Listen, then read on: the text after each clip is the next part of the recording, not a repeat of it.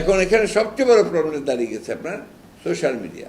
আপনাদের তো তবু কিছুটা এথিক্স আছে, কিছুটা জবাবদিহিতা আছে, সোশ্যাল মিডিয়াতে কোনো জবাবদিহিতা নাই। মির্জা ফখরুল বলতেছে হলুদ মিডিয়ার এথিক্স আছে, সোশ্যাল মিডিয়ার এথিক্স নাই। হলুদ মিডিয়ার এথিক্স আছে মির্জা ভাই, তা ঠিক।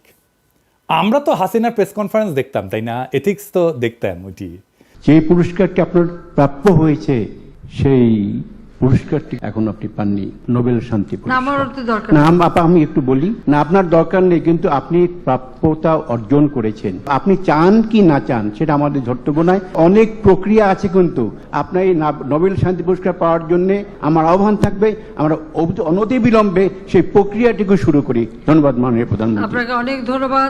যারা 111 ঘটালো মিডিয়া থেকে, এথিক্স তো দেখছি, তাই না? ওইটি যারা ফ্যাসিবাদের বয়ান উৎপাদন করলো, এথিক্স তো দেখছি ওদের, তাই না? মিডিয়ার এথিক্স তো দেখলাম। যারা 21শে আগস্ট গ্রেনেড হামলার সময় এটা বিএনপির কাজ বলেছিল, এথিক্স তো দেখলাম।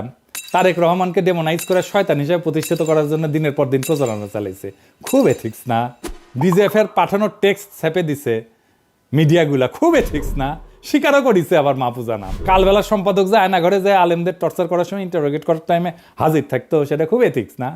আপনার এথিক্সের টিকি বান্ধা তো চিন্ময় প্রভুপাদের সাথে জঙ্গি নাটক সাজাইতো প্রথম আলো ডেলি স্টার, খুব এথিক্স।